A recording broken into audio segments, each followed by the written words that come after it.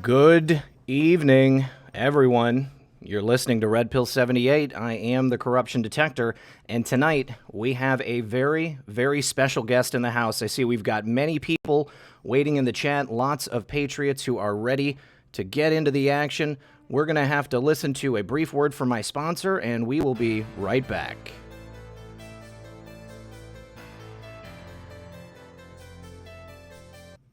We've got a quick chart that I need to show you right here. This is the S&P 500 going way back to 1996. As you can see, since 2009, the stock market has really been on a roll, but all rolls come to an end. And any way you look at it, right now it's top heavy. So if you're relying on your IRA or your 401k to see you through retirement, you may have a problem. The thing is, have you gotten an alternative lined up? If someone is letting loose with an automatic, you might not stick around, would you? Well, you got to get out of the way quick if that ever happens, and Noble Gold is putting this out there as a heads up for you guys right now. You might want to speak to them about finding a place of safety for your money too. You can talk to them today, just 5 minutes, and see if you can bulletproof your hard-earned savings before it's too late. All you need to do is call 877-646-5347 and get protected with a gold or silver IRA today. Again, call 877-646-5347 and get protected, or get the free gold and silver guide below that will answer all of your questions. The link is in the description of the video. The guide and the information are free, so don't wait.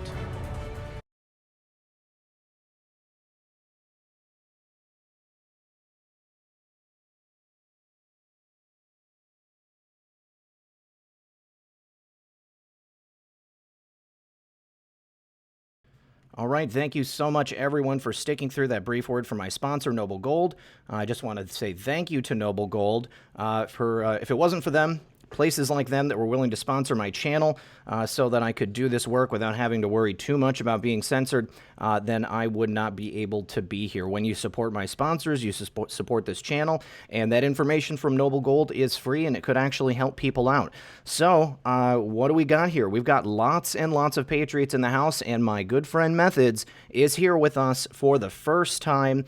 I am so pleased and honored to have him here. So please, everyone, welcome my good friend and fellow researcher, Methods. How are you doing, buddy?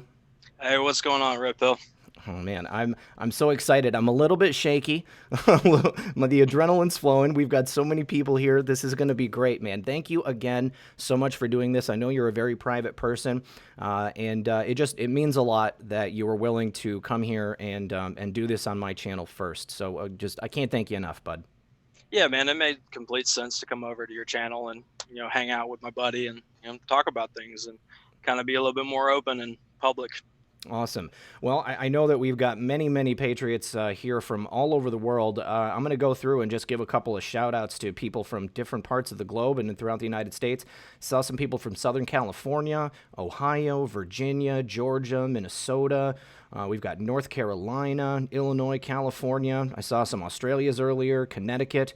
Let's see, another California, New Jersey, Las Vegas, Sacramento, Wyoming. We've even got some other YouTubers here. Of course, our mutual friend Hulkinator from the Table of Titans is here. My mom said earlier that she was super excited for this show.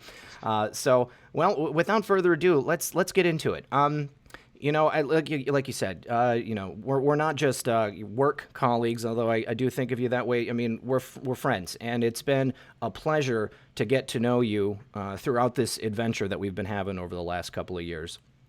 And I was drawn to your work very early on. I mean, you only had a couple of thousand followers on Twitter, and I knew from the first time I saw you making posts and commenting on the things that you were seeing that you were a person who had your finger on the pulse of the information that Q was putting out.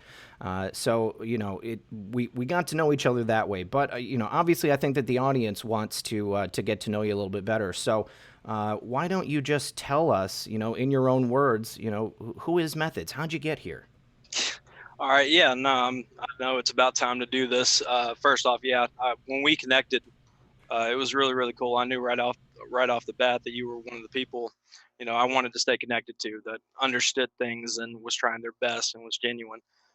But yeah, in the beginning, with Q, I had always been looking into things, trying to understand the world and look at things differently. But when Q showed up, it was just one of those things that it made sense, if you know what I'm talking about. Oh yeah. Like to pay attention to it, to see what's going on. And I actually I had a roommate that was staying with us, needed some help, and that was a little bit after the shootings over at Las Vegas. Mm-hmm. Q shows up. My buddy says, "Hey, you need to check this out." So I'm like, "All right, cool. Let's go see what's going on." And I just wanted to follow and pay attention.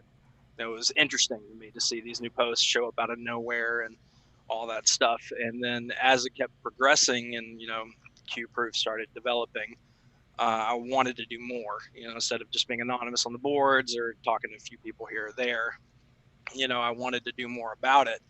And I realized, based off all the talk and all the links shared on the boards about Twitter, that would be the place to go. Yeah. To obviously go do work. That's where I could shift, information along, kind of be like an information hustler, if you will, and just try to help out. So I remembered that I had a Twitter account from like 2014, and we'll go ahead and get into this stuff. I know me and you have talked about it before. Yeah. And we had made this, me and a friend of mine. His name is John. I've tweeted about him before, and he and I wanted to create some music that was red pill related. He kind of saw the world like I did. He's I'm white, he's African American, and we liked the idea of working through those things because it was during like the Ferguson riots and stuff like that.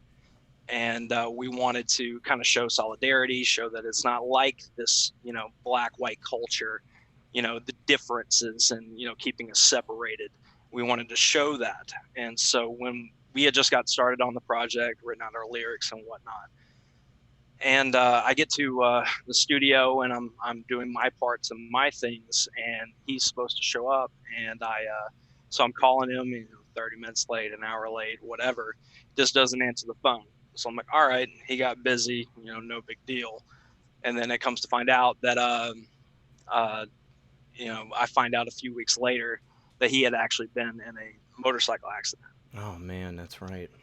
Yeah, and it's a sad story, but at the end of the day, he didn't make it through it, and I know that he would wanted me to keep going in what we wanted to do, just not necessarily music, but push out whatever information and love, because he was always that kind of guy that just reminded me of wanting energy, wanting to be a good person, take care of each other. It's not about color. It's not about, being into this or that or whatever. Just, love each other. So when I had that connection of, okay, I'm going to go to Twitter, I was like, wait a second. I've got that Twitter account that me and him made. Yeah. What better way for me to do whatever I'm going to do, which I had no idea that I would get, whatever following I do have or whatever status quo I have amongst the movement. I had no idea. I just wanted to help. I get the information to where it needs to be, the battlegrounds. That's where Trump's at. Yeah. So, I decided to do that through that account in his honor, and that's kind of how Methods was born. Well, that's really cool, dude. I've had a Twitter account myself for, a long time, far longer than I was actively using it. And the reason that I really started getting into it is during the time of the original WikiLeaks drops. So, because the same reason I could feel that this was such a good way to reach people, and what better way to kind of, honor the memory of your buddy, considering everything that you guys had been through. But that's heartbreaking, dude. I'm so sorry to hear that. Now you had you said the name of the band, that was the original Twitter handle, M2 Madness? Yeah, it was going to be the project was going to be called Methods to Madness, because we were unique people. Yeah. We have different walks of life, and it was going to be the black white type of thing. And so we just picked the name and we fell in love with it. And so, when I decided to get into the movement, I was like, all right, I'll go by Methods. I wanted to stay anonymous. I want to keep to myself, kind of keep my private life, but Methods just kind of, felt right. So we went with it. Awesome, dude. Well, how about, well, actually, let's get through a couple of these super chats, though. We got a couple of people saying things. Let's see. American Wife wanted to know about the project Hive Mind. And American Wife, I believe that Speaker and Edge did put out a video regarding that on their channel. As far as I understand, it was just one of those things where, a couple of people looking to go in different directions. I mean, am I right with that? Yeah, I mean, it's just different points of life at this moment, and they wanted to continue on. And there's other things going on. I know people who follow me knew I was going through some spiritual situations and things of that nature. So we just decided to go ahead and just have them do their thing. I fully support them. I love those people, and I want them to I want the best for them. But as far as being involved in that, that's not going to be tied to me. Yeah, I love Speaker and Edge myself. I actually just recorded a segment with them, which is going to hopefully be premiering this next week. So much love to them, and I definitely suggest that anybody who has not subscribed to them or haven't checked out their channel, you guys should definitely do that. And then Jeff Stewart, he is a fixture here in the chat, says hi from Michigan. Thank you, Jeff. Chris Bryant says thank you both for all you do. Obviously, thank you for that, Chris. Filled with Hope says, so excited, Methods in Red Pill, and we just had some exciting Q drops. I'm glad you brought that up because we are going to be talking about those here in a little bit. Let's see. Nick L., just a super chat. Thank you. Chris Bryant, trouble with the feed. If anybody is having trouble with the feed, I urge you to maybe try a different browser or refresh. Also, always you can check the settings. Sometimes YouTube will change the settings to the absolute lowest possible resolution. Because I can tell you guys, I am streaming at 1 gigabit service here, and it's all green lights across the board. So shouldn't have any problems coming from this end. And then Mary Ellen Yeager, just a super chat, thank you. And then Georgia Peach says, thank you both for all you do. Love y'all's work. God bless. Well, thank you very much for that. There's been so much that has happened, since you decided to start doing this. We're going to talk about some specific posts and maybe some recent things that have happened, but what about your journey, like getting to this point? I mean, like, do you have like a particular like red pill moment, as we like to say? Yeah, of course. Everybody's got that moment, that's kind of woke you up and were like, whoa, wait a second, this doesn't feel right. And a lot of people will say, 9/11, which I will actually say that too. But I think that there's a unique position about that I have. I was I'll go ahead and date myself. I was in high school. For those that have been asking about how old I am, yeah, I was in high school during 9/11, and I was going from one class to another, and I start seeing people in the hallway talking about something, plane crash, and ironically, I'm on my way to history class, and so I get there, and I will preface this by saying we've been talking about the Civil War. Like that was the syllabus or whatever for that week. We were talking about something entirely different. Well, in the past. Right. We're talking about something that has nothing to do with this stuff. And so I get in the room and everybody's just watching the TV. And about that time, give a minute or so, the second plane hits. And, everybody's, oh my God, all that stuff, blah, blah. And I have this moment where I look and both whiteboards, we had 2 whiteboards in that room, are just riddled with, what is Al-Qaeda? What is, jihad? Like all these different things. And I'm like, that's not what we were going to talk about.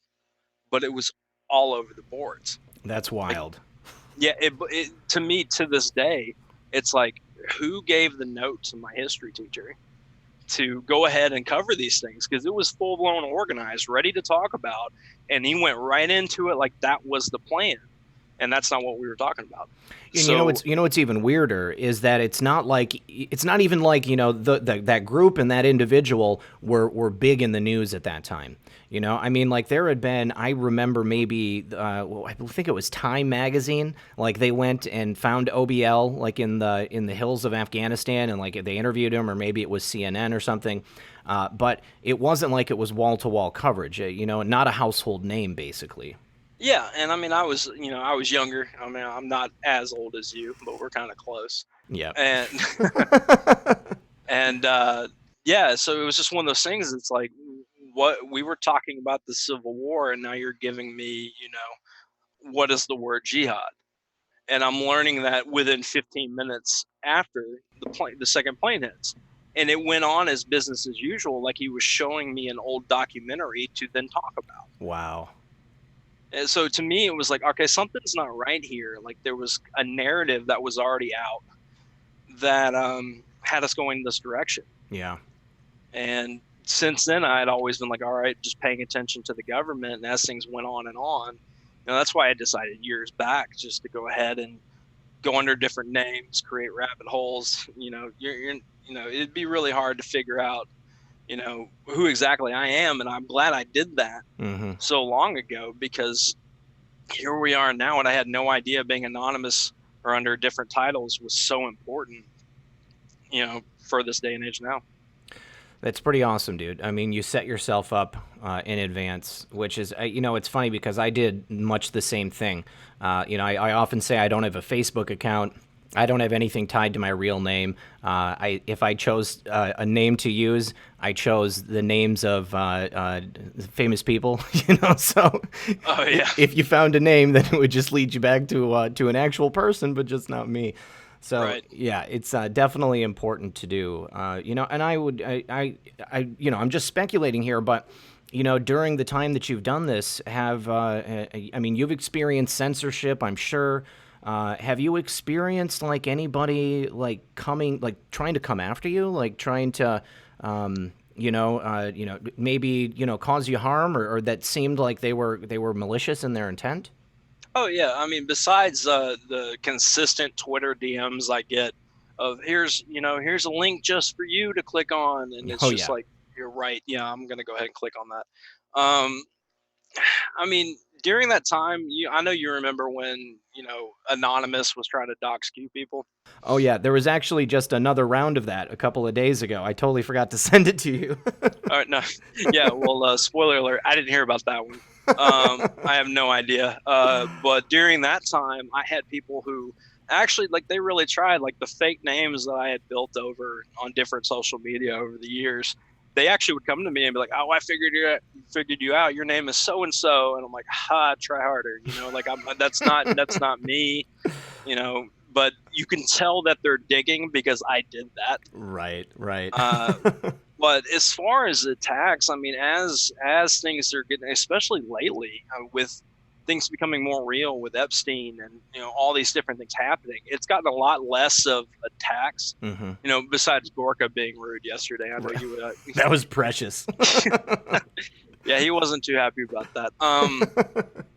Besides that, I mean, it's gone from a year ago of the attacks or we're gonna figure you out, you're gonna get doxxed, or mud chat logs, all the way down to now. It's things have gotten a lot more comfier. Yeah. Good stuff, man. Good stuff. So, and I know that you've mentioned previously that you're married. So obviously you want to protect your family. That's very important. And I feel like sometimes, it's difficult to be in the type of work that we're in and have someone that you care about that much, because this stuff is real.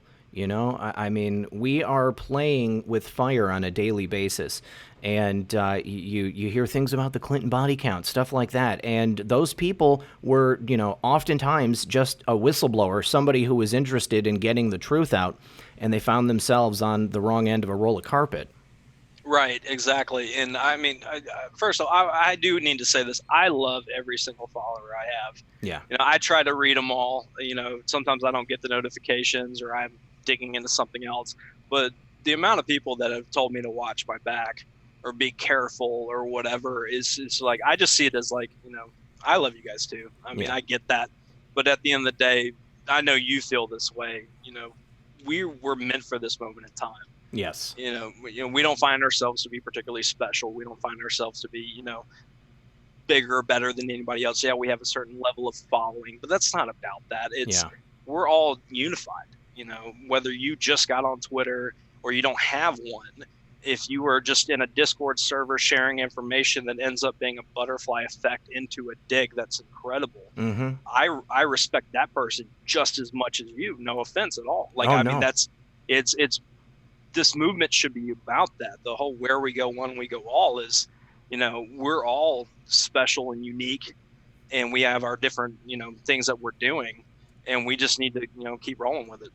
Absolutely. I feel the exact same way. And that's one of the great things that I love about, Q posting just random anons, is because you see things that you wouldn't otherwise see and that are, incredibly insightful, oftentimes great information that, because of the fact that there is just a sea of anonymous individuals out there, we often would never probably have gotten a chance to take a look at it.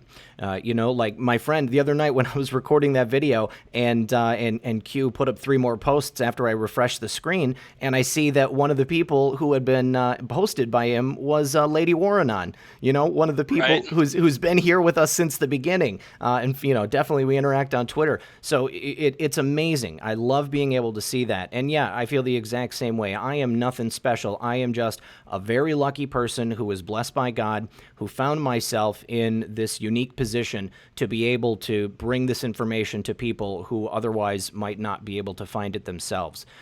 So I absolutely love it. This is, as I always say, the greatest time to be alive, and I couldn't be luckier. I feel that I don't know how the world could be any better, except, for when we finally beat the cabal. Yeah, right. Yeah, minus the celebration after, some handcuffs come around. Right, exactly. I mean, I've met some incredible people, such as yourself. The people, also that every day. I mean, they're one of the first to comments on my tweets. They're there. The notifications are showing up, and it's like I'm having a moment with that person, and Yeah. it means the world. Because I mean, ultimately, like you brought up, I like to keep it myself. Yeah. I like to do what I do, and the idea of connecting with people on this level at any point that information is necessary is just awesome. Yeah, definitely. And we've talked about this before. I'm the same way. I mean, generally, I'm a private person. I tend to keep to myself. I mean, if it wasn't for what we're doing right now, I would not have anywhere near this level of interaction with people in the outside world. I mean, I like to do my thing. I too try to read as many messages as I possibly can. I know that I end up missing some just because they get lost in the shuffle. But to be able to know that we're having this type of an effect, I mean, that we can put some really good intel out there that, we were blessed to be able to find, and then it gets passed on to somebody else, and then to somebody else, and then the next thing you know, you've just got a sea of awake and aware people. It's a beautiful thing. And the next thing you know, it's covered on Fox News that night. Exactly. It's incredible, man.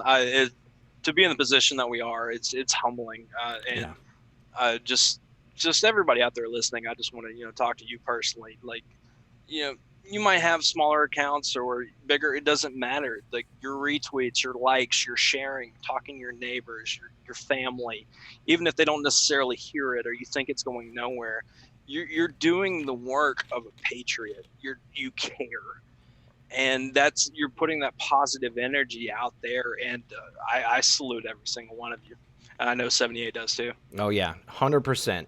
You guys, I wouldn't be able to do this if it weren't for you guys, and I love that basically every single day I get to hang out with 50 to 100,000 of my best friends. Right, exactly. So cool. I can't choose a favorite because I get some of the most amazing comments from the brightest. Like, people don't know that. I'm like, I'll tweet out something and they'll comment, and I'm like, I forgot about that. And I just wanted to pat them on the back and be like, thank you for reminding me. I should have included that, because there's so many smart people in this movement. I love it. Oh, yeah, 100%.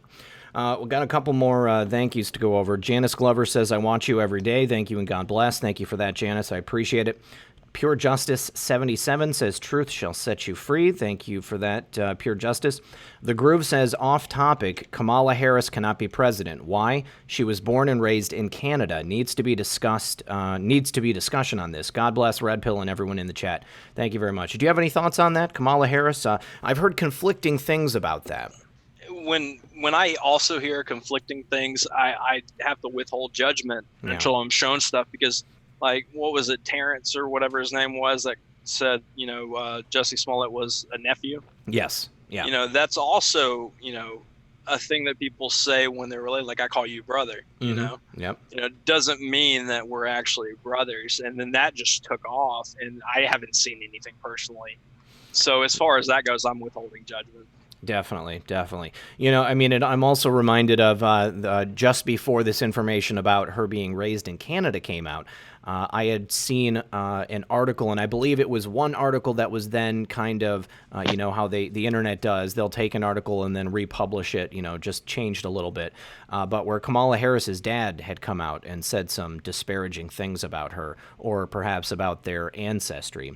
But, then I can't find anything to back it up. So it's always just one of those things that, I tell people to be aware and use their own discernment when you're taking a look at it. Yeah, no, I mean, as far as Kamala goes, I mean, there's plenty of words I'm not allowed to use on this channel of what I think about her. But as far as that goes, I mean, her history and all that, I don't know. I don't even think she's going to make it that far to begin with. No, I have to be honest. I don't think that she will either. I think that it's just going to be a nice little distraction and maybe some comedy over the next couple of months as we're watching the Democratic field get narrowed down. I mean, since we're on that subject, I mean, who do you, in the end, have a feeling is going to be the Democratic challenger for President Trump? I don't know, man, because all of them are failing comfortably. And I know that there's a lot of talk and, theorizing that, Michelle Obama is going to jump into the race. Yep. Which would, to me, make sense for them to do, because she's the wife or whatever you want to call her of our last president. Yep. But, if we're going to start getting, like, with Q pointing and all this stuff about, the birth certificate and all these things going on, she might, it might be why she hasn't exactly thrown her hat in the ring, because what's going to come out about that situation before the election? Yeah, totally. I think that, I can totally see Michael Michelle ending up, becoming a candidate.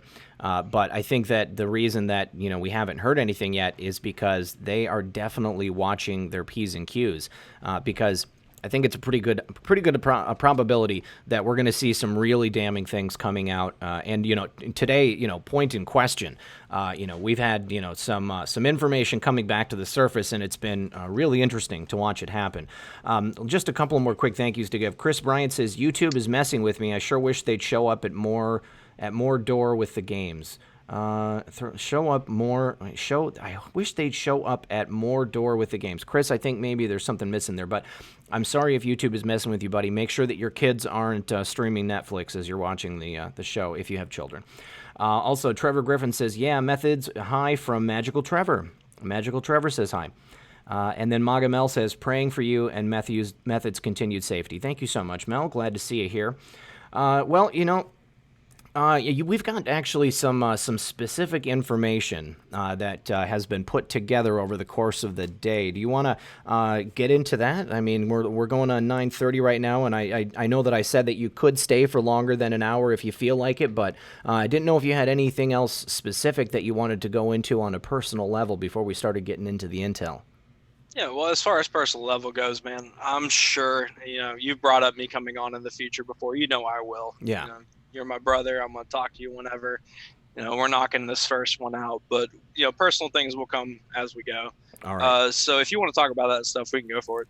All right, sweet. Oh, and it looks like God's guy is here as well. He says, Isaiah 42:7, to open eyes that are blind, to free captives from prison, and to release from the dungeon those who sit in darkness. God bless you. God bless you as well, Guy. Thanks for being here, buddy. Good to see you. All right, so let's go to our super secret Discord room. Super secret. No one knows about it except how many people are watching? Right. Yeah, now we've got 2,500 people roughly that are queued into it. All right. Man. All right, so the first tweet that we've got here, this is from the Pentagon Force Protection Agency. I'm going to pull this up. Tell us, oops, it just popped into the wrong browser.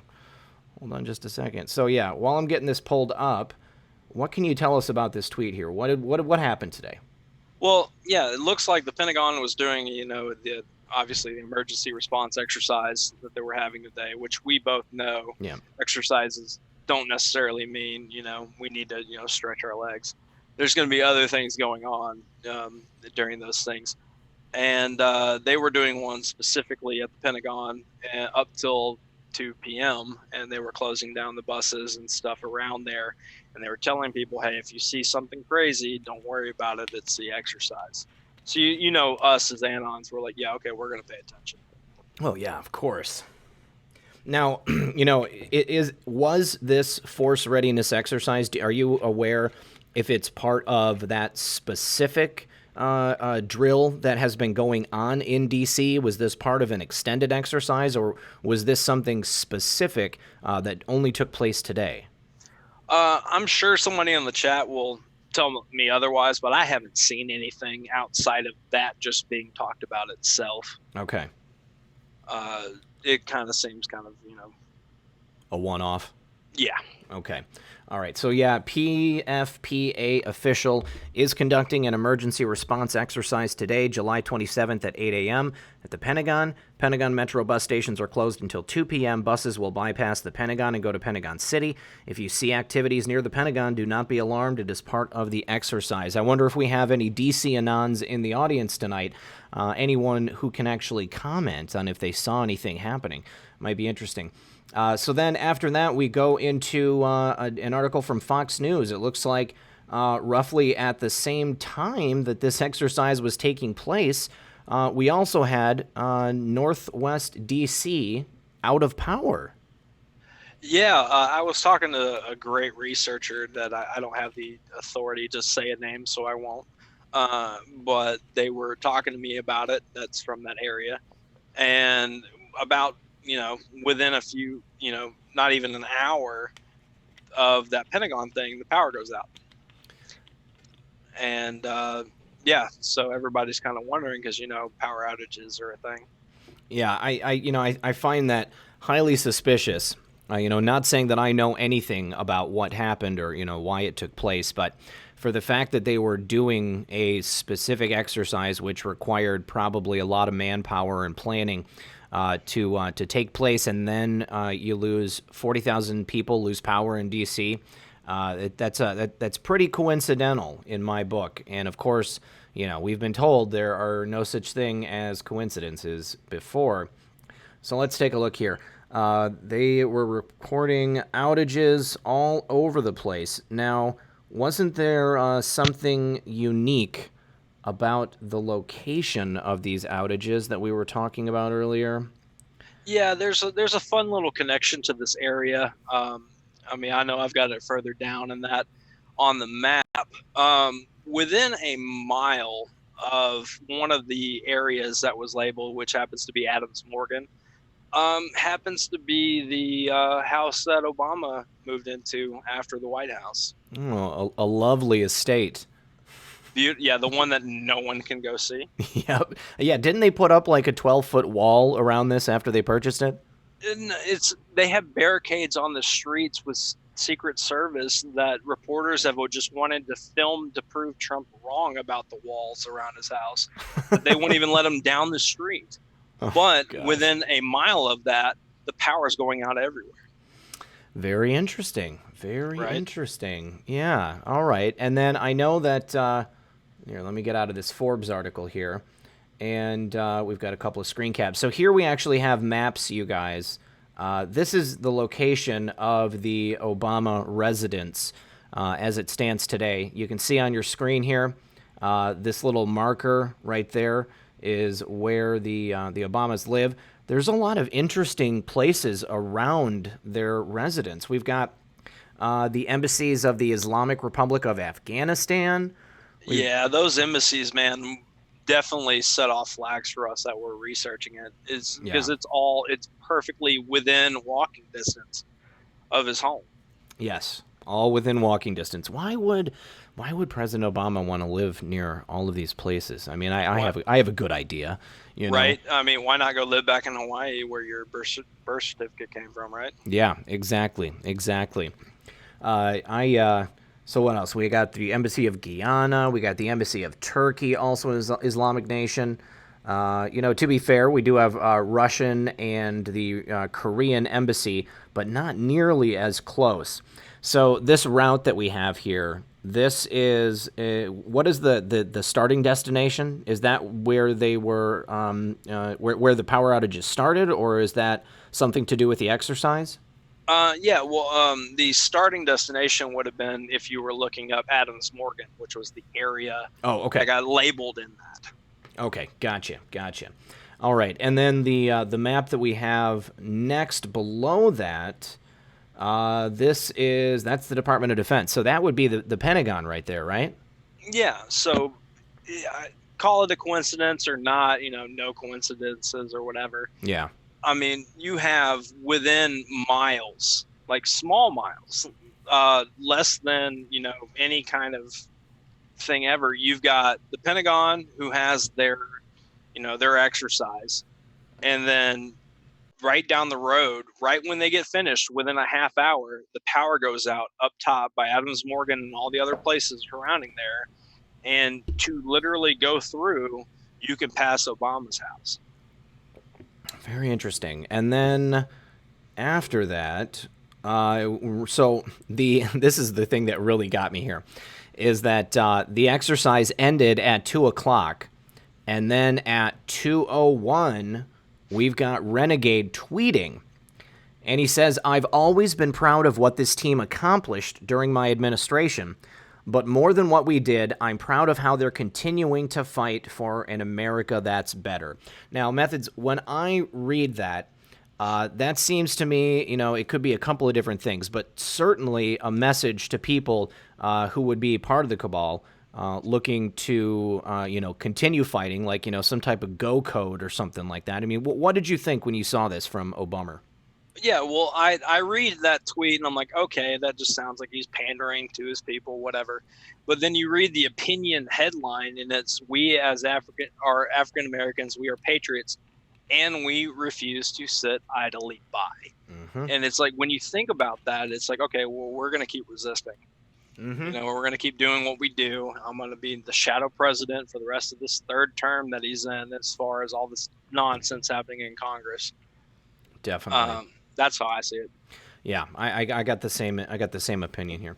But also, I mean, like, if this was somebody, if they were actually going in and like making a move, then I mean, this could be like a final goodbye or something to the people following him. But I mean, I so far we haven't heard anything about any arrests or anything like that. So obviously, guys, this is just something that we thought was really interesting and that needed to be paid attention to.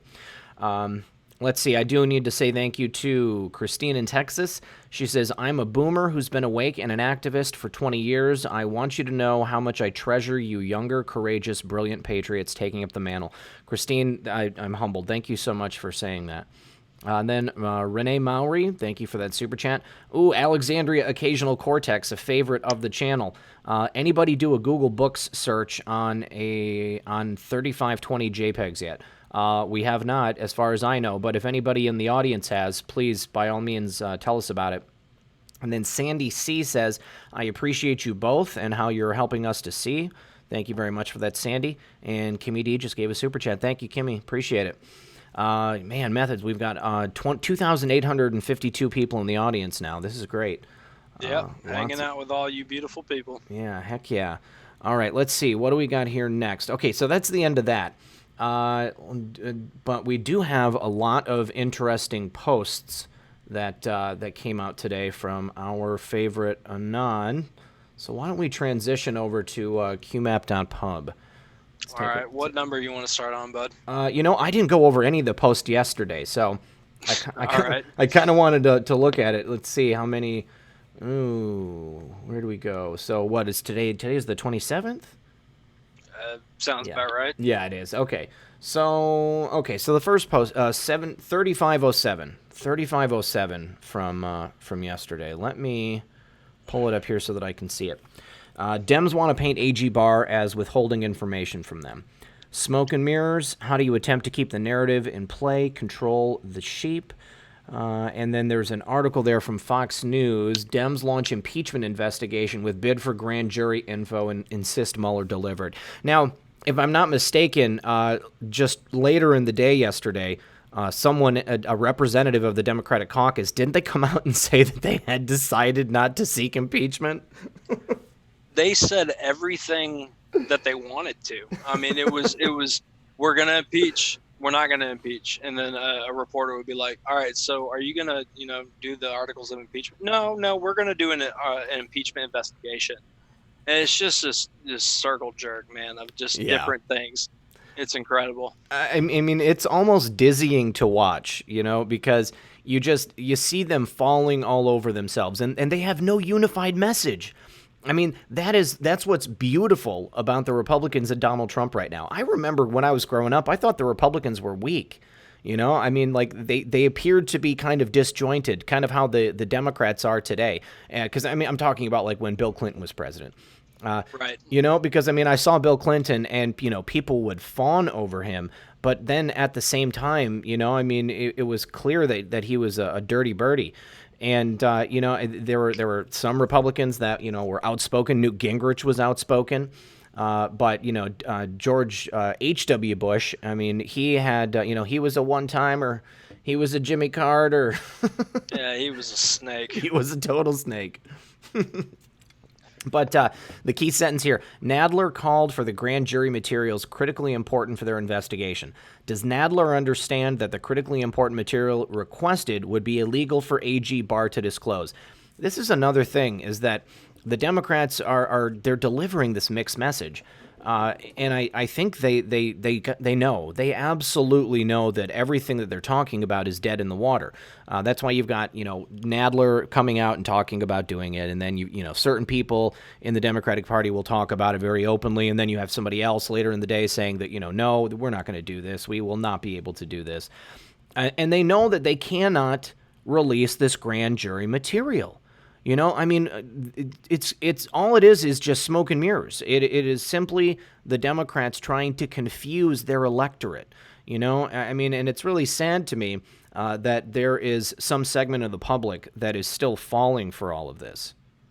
Yeah, Nadler can't ride a roller coaster, I guess legally, but he knows what he's doing. Like, he knows that people are just going to read that headline, because I'll do that too when I see things about, entertainment, Hollywood. I just read the headline and then I move on. And I'm like, all right, that's cool. That's what they want the public to do. And it might be buried, like those great researchers in this movement, they'll find like that one line in an article that, explodes and it ends up having to be talked about. But the public's not going to do that, nor do they really have the time. No. They wanted us so buried and dead, 9 to 5 and everything, that they don't have time to really pay attention to these things. So all they've got to say is, oh, well, we want this grand jury material, and big bad Trump won't let it happen. And end quote. And that's the next thing you know, they feel like they are red pilled in their own right. Yeah. They know these things, and you're arguing with a black pill. Most definitely. And then there's the article from National Review, and it says, this means Attorney General Barr must redact grand jury material from the Mueller report before disclosing it to Congress. Democrats will complain long and loud about this, but I don't see how Barr can reasonably be faulted for following the law that Congress, after all, has the power to legislate an amendment to Rule 6E that would permit disclosure of grand jury materials from a special counsel investigation to appropriate congressional committees. With members of the Democratic Party Congress attempt to amend Rule 6E in order to obtain grand jury material deemed critically important? No. Logical thinking, why? Why paint a narrative that the one item you cannot possess is the one item you need in order to justify your argument? People elected knowingly spread false information, disinformation. Puppets follow orders. Think for yourself. So this begs the question, who is actually pulling the strings? Who is in charge here? Who could possibly be above the Democrats here? You have any ideas? That's a rabbit hole conversation. It is. It was a trick question. Right? Yeah, you're walking me into something here. No, as far as what they're talking about here, asking for something, demanding, and saying, well, I can't get this information is really all they have. If you look at it, that's the death throes, because we all want, and even Nunes and all these other people are asking for certain information that can be declassified. So the fact that they're even using that same narrative is just muddying the waters. It's painting the picture for us getting information. Yeah. And I don't, even that 6E stuff, if they get that, if they legislate 6E, then the Democrats opened that door to everything going on in grand juries on their own. Exactly. And, it would expose them for everything that hasn't been released yet. I mean, the sky's the limit when it comes to bringing out that grand jury information, because how many times do you think that a Democrat in Congress might have had, a grand jury convened, based on, illegal things they've done, things they rightfully probably should have been prosecuted for, but then they weren't. They were able to get away with it either by buying witnesses or whatever. So I think that, it's a fairy tale. They will never try to re-legislate 6E because they're going to be exposing themselves. And by doing this, they're creating this fantasy narrative, which will never come true. It'll never happen. They'll never be able to get this information, and therefore they just keep that hamster wheel spinning. Yeah, no, they're asking Barr to break the law. Yep. While they consistently, ravage the law with what they're doing right now. They've been wiping themselves with the Constitution since Trump got in office. And the fact that they keep doubling and tripling down is because the narrative is all they have. They're so used to the media keeping us all complicit, going after Iraq and everything because of 9/11, to bring it back to that. And the whole idea of they have a narrative that they talk about. That's why the Democrats seem unified. Yeah. And that's why they look, when they're standing next to each other, like they don't even know each other. If you notice, they don't look comfortable. If they're standing there doing their press conference and showing their strength together, and they look like they haven't had lunch together since they got in office. Yeah. They look a little ragged. Everybody is all over the place.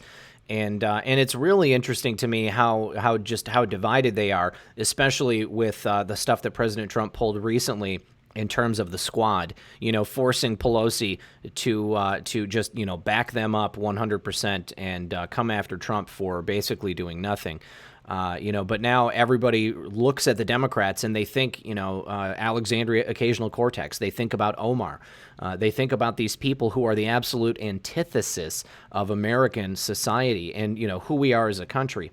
It's crazy. So I guess the queue is posting like mad right now. We've got many more things to go through. I thought that was pretty funny, the Sabu hijacking of those billboards and the bus stops for that Once Upon a Time in Hollywood movie that's coming out. The standing golf clap I gave to my computer by myself with my two cats was epic. I believe it. That was absolutely what needed to happen when memes have life. Yep. That was perfect. No, well done. Yeah. Well done. Sabu, big props. I've always wanted to be in California and, walk down the street and see some work that he had done.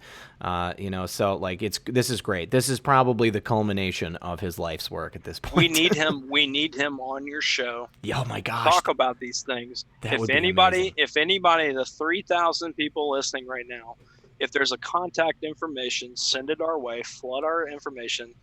And we need to talk to this, because I've gotten, ever since I tweeted out about that, and I didn't even know when I tweeted about it that it was him. It made sense. Yeah. But I didn't know it was him specifically. We need to definitely bring him on. That would be so cool. If anybody out there knows how to get a hold of Sabu, I would absolutely love to have him on the show. That would be really, really awesome. And then we got a couple more super chats here real quick. Let's see. God's Guy, another one, says Soros and Obama are an unholy alliance. Soon all truths will be revealed. Unfortunately, we have not heard the last from Obama. Thank you very much, God's Guy. Appreciate that. Viking Smith 5, or maybe Viking Smith V. Thank you both for all the great info. Love you so much, and God bless. Thank you for that very generous donation. Dana Finkler, my brother from another mother, he says Nickelback is the worst band of all time. Best comment of the night. Nailed it. Where we bark one, we bark all. Look at that. Muffin says hi, you guys. She is laying down. I gave her a treat. Let's see. White Hat, Comey in a cornfield and a beer in my hand. Great time to be alive. Good to see you, White Hat. Then Crystal Lynn says, here is $10 because we all know this video will get demonetized because you guys are talking about Q. Well, thank you very much. You're probably pretty right about that. Safe bet. Yep, safe bet. Okay, next couple of posts. 3510, Hillary Clinton covered up that pedo ring inside the State Department. This one, it always shocks me that people haven't heard about it. It shocked me even more that it was covered on NBC and that the video hasn't been memory holed. And then, UN warns Britain over child voodoo rituals and pedo sex tourists.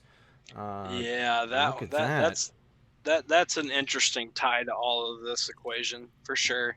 This is the article that Prodigy from Mobb Deep tweeted out back in 2014, and then he died like within days of doing that. Do you know this story? No, but okay. I'm fully involved. Let's go. Yeah, so Mobb Deep, the hip hop act, Prodigy, one of the guys in there, he tweeted this out, and he said at the time, I told you Hollywood was doing satanic rituals with children, or something to that effect. And then a couple days later, he was in the hospital he had sickle cell anemia, and he was supposedly eating an egg in his bed, and he choked on it and died from eating the egg. Yeah. Is this real life? No, I'm not. No. Definitely don't buy it. But man, so that's great. I mean, that would be very interesting if Q knew that story. I mean, what am I saying? I'm sure they know all about it. But that particular article, I remember at the time thinking, how brave that was that RT put that out. Then of course we got Dan Coates. Dan Coates going the way of the dodo. No longer going to be there. Coates forced out soon. We were told that back in February. Pretty awesome that we're seeing that one come to pass. Have you heard anything about who the new DNI might be? No, I haven't seen anything on my side, but how information goes. Yeah. And I imagine you would tag me in it or something. Oh, yeah, definitely.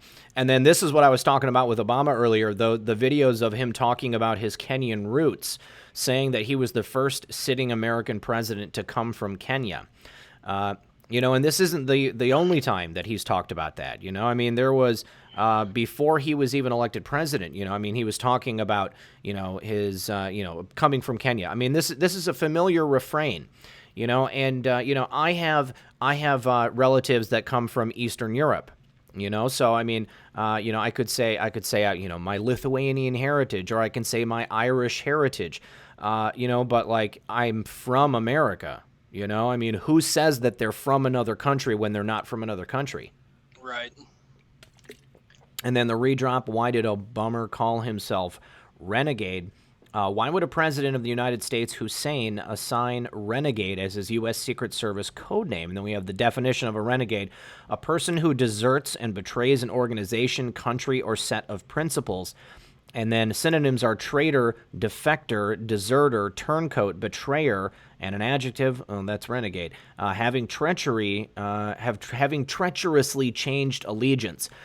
That always struck me as odd that he would do that. But I mean, I guess it's not so odd now that we get to it. Ooh, now we're getting into the stuff about Loretta Fuddy.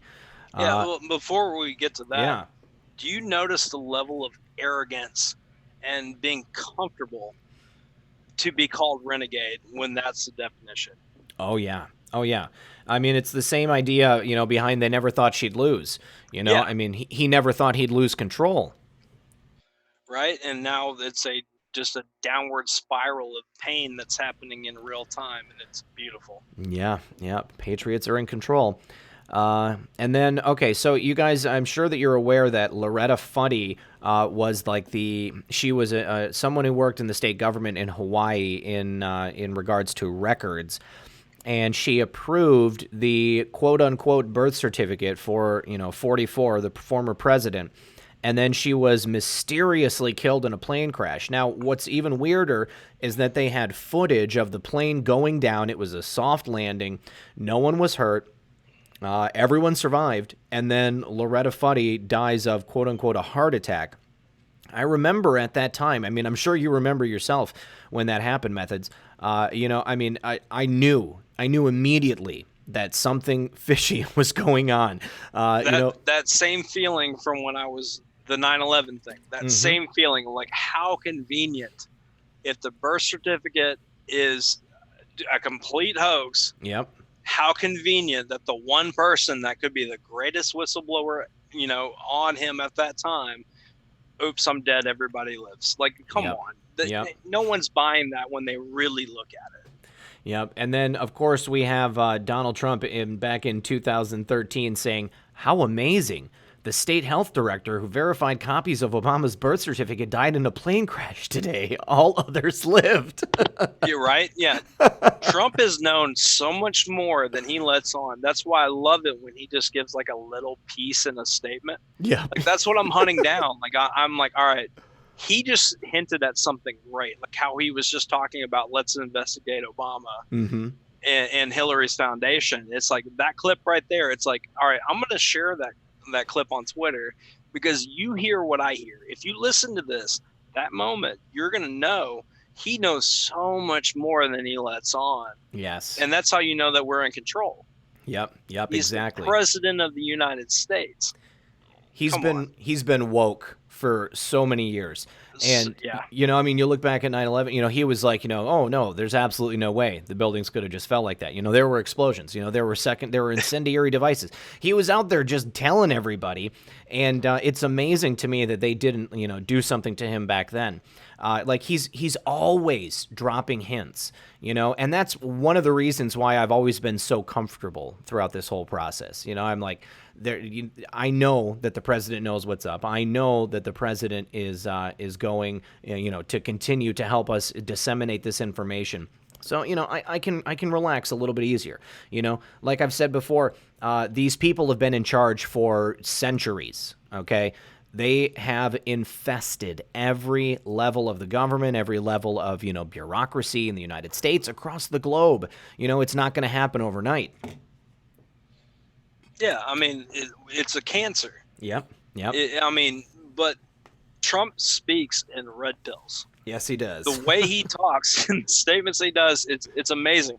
There's not a tweet or a video that me and you could put out that will outdo a 10-second statement from a presser when he just is leaving on his plane. Yep, exactly. And that's why, like, I'm like, okay, I can kind of see where people are worried about the plan. Things look like they're taking too long, blah, blah, blah, whatever. But you just look at Trump and how he's talking, and you just know. You just know where he's going with things. And then, boom, a few things will happen. And you're like, he's enjoying the show more than all of us. Oh, I think so. Yeah.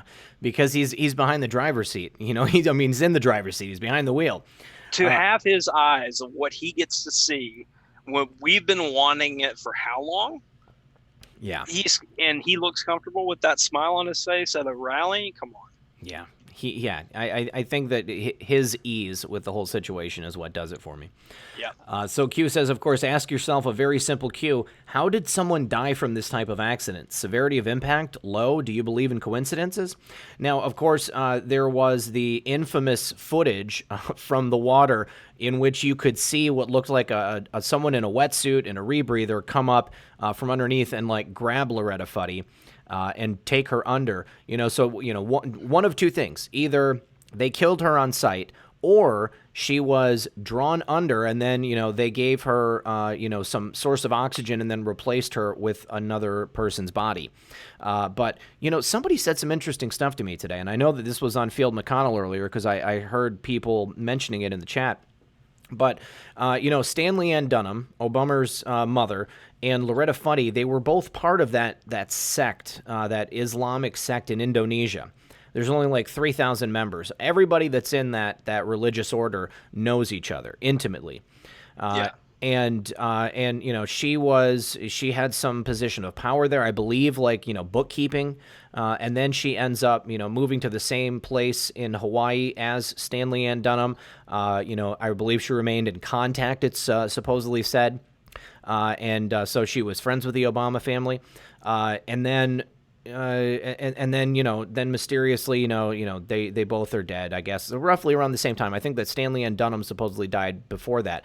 But my buddy was telling me that he thought that Stanley N. Dunham and Loretta Funny were actually the same person. That one of those identities, if not both of those identities, were non-official covers. They were cover identities for this individual acting as Obama's mother. And I guess there's never been any pictures of Dunham or Funny together in the same place, despite the fact that they were both part of this small religious sect and they were apparently friends.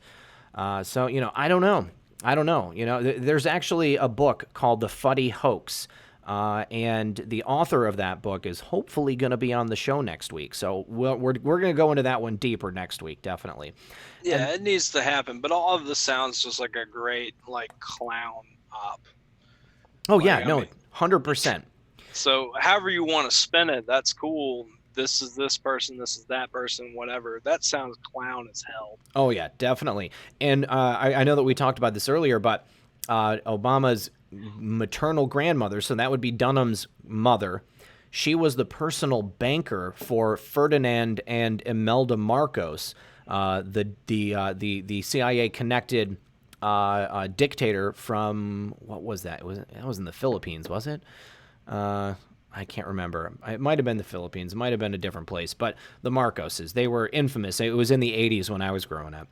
And then next we've got the Post 3519 with Tom Clancy. Tom Clancy, of course, the famous spy novel author who was also an agent himself who died mysteriously during, I believe, the first term of Obama's presidency. Do you remember that? Yeah, he died with so many secrets. Mm-hmm. He sure did. And the quote says, "The control of information is something that the elite always does, particularly in a despotic form of government. Information, knowledge is power. If you can control information, you can control the people." I mean, that is clearly what they've been doing for the last, several decades. And it's underscored in this next post, 3520. Google is redefining the word patriot. This really got my goat. I'm sure you saw this. Yeah, of course. The fact that they want to do that, then if you want to tie it back to Barack Obama's tweet, he said, "We are patriots." Yep. So it's like, what is it then? Yeah. What's the correct definition? They're just spinning, cat's cradles, man. Yeah, and clearly the reason they want to do it is because we use the term patriot. I mean, right. we are patriots. We love our country.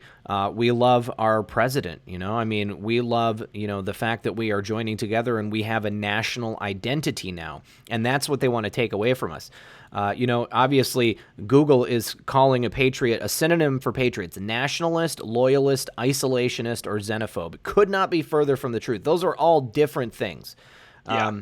Yeah, so just incredible. And then, next, this is the one that really I thought was interesting. This was, let's take a look at the actual tweet from Devin Nunes. Oh, we're going to talk some corn? We're going to talk some corn. So he says, corn ready to be cut. Now, he put this out at 1:47, so right before the end of the exercise, and right before the Obama tweet. So he says, corn ready to be cut. Very awkward use of language right there. Right? I mean, come on. I mean, he's Nunes. He picks his words carefully to a T. Yep. And he's going to speak a sentence like, no way. No. So what did you see in this tweet when he put this out? I mean, there's so many different things out there. I don't want to create that hope porn, Okay. I mean, the 4-2, the 42. Yep. I mean, there's a lot of talk about I want to see what happens over the next few days, specifically because, I sent to you earlier, that Devin Nunes Q post about the popcorn has to do with information that he wanted. Yep. That obviously nobody in government was going to give him. Yep. Because of codes and everything else, and then now he is apparently being given the information per Trump's approval. That's what I was thinking. Barr. Yeah. So that was a DOJ lawyer. Yeah. The one, the Viva la Resistance, wasn't it? Yeah. That's who he was looking for. Yeah. So I mean, that's getting into internal things happening. Yep. Once again, more shadiness on the inside. And that's the kind of the picture that they're painting. Yeah. Is on the inside. All right. And well, so the first, what I saw here, farms produce. Now, one of the clever nicknames for the CIA's, I guess, spy school it's called the farm. So Yeah. farms produce, if we're going to get literal with that, farms produce agents. Clowns. So these, whoever this agent was that was saying "Vive la Resistance," this represents kind of the idea of the fifth column, I think. And Yeah. I'm sure you'll remember when President Trump was elected and he went to speak at the CIA's headquarters at Langley, he said, "I'm going to build you a new house with no columns." He says, "Do you understand me? Do you know what that means?" And when I heard him say that, I just jumped off of my couch and I was like, yes, because he's saying that he's going to cut down the fifth column. He is going to remove the resistance. And what we've seen since then is the resistance, continually push back and do everything they could to try to destroy President Trump, but it has not worked.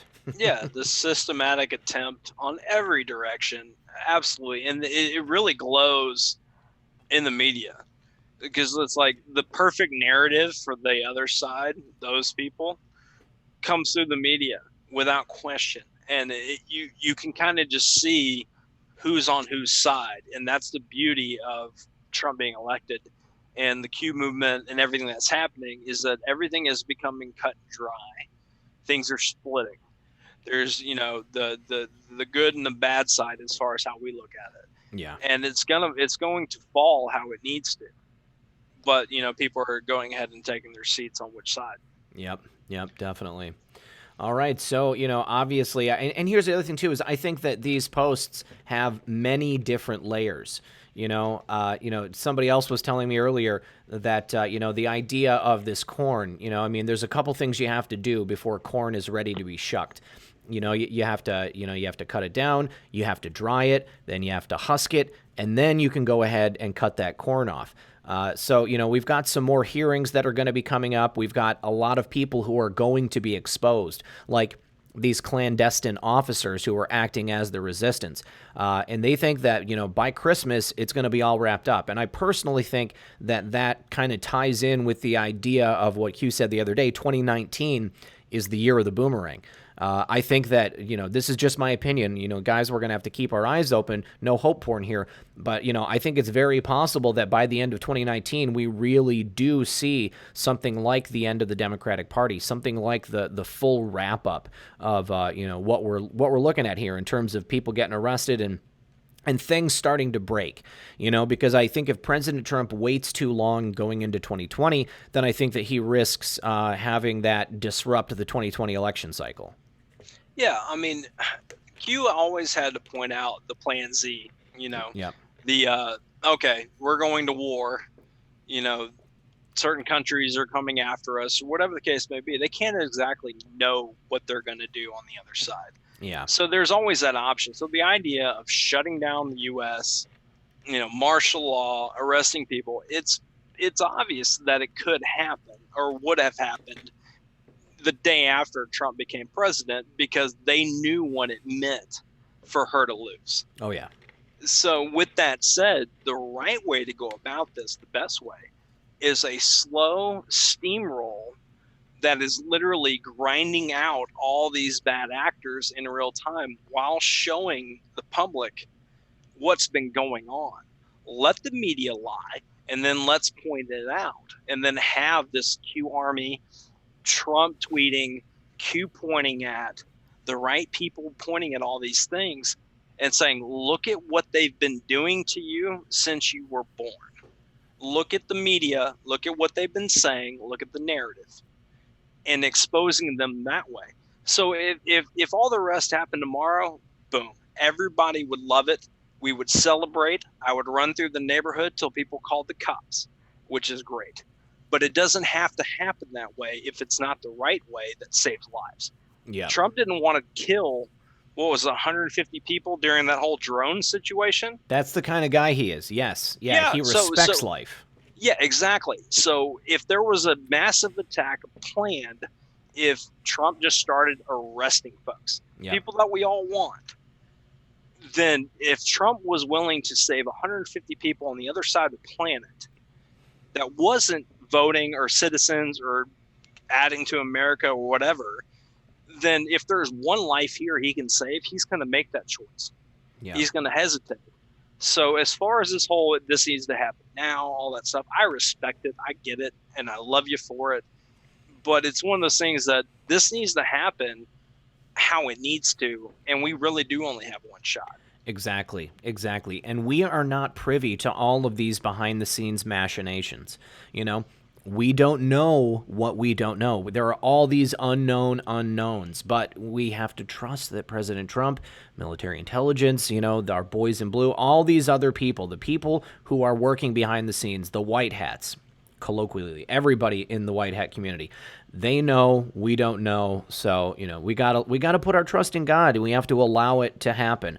And, you know, like you said, I understand that people get impatient, you know, but I mean, I feel like I've lived my whole life, you know, like waiting for this moment, you know, so I can go another couple of months. I could probably go another couple of years if that's what has to happen.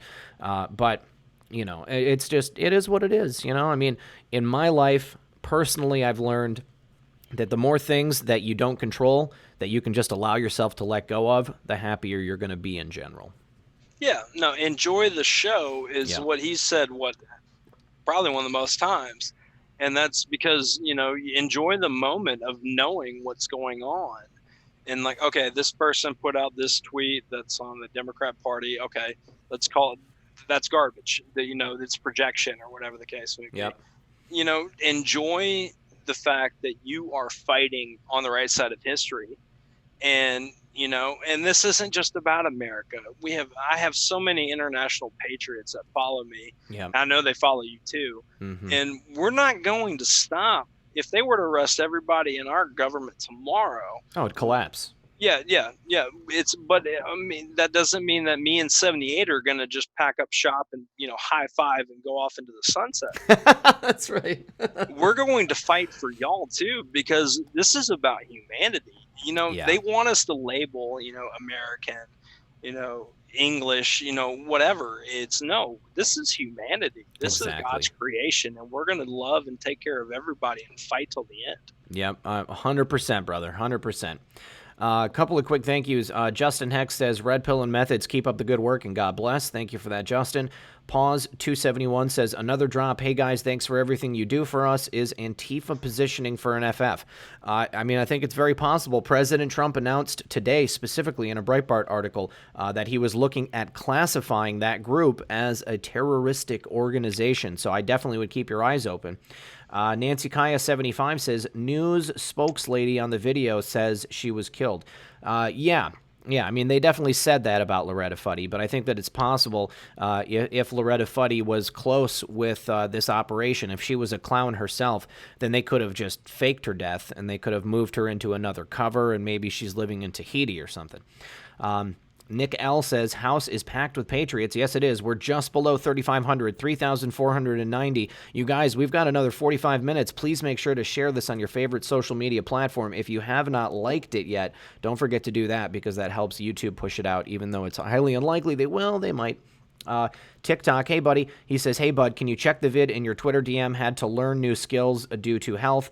All MAGA vids are free. Any other is negotiable. Yes, TikTok. I did check that out, man. I wasn't signed into YouTube when I looked at it, so I need to go to that video inside my actual YouTube app so that I can follow you and share that for you. More Woke said, two boomers in Texas say thank you. Love you both. Thank you for that. I do appreciate that. All of you guys. Appreciate the super chats.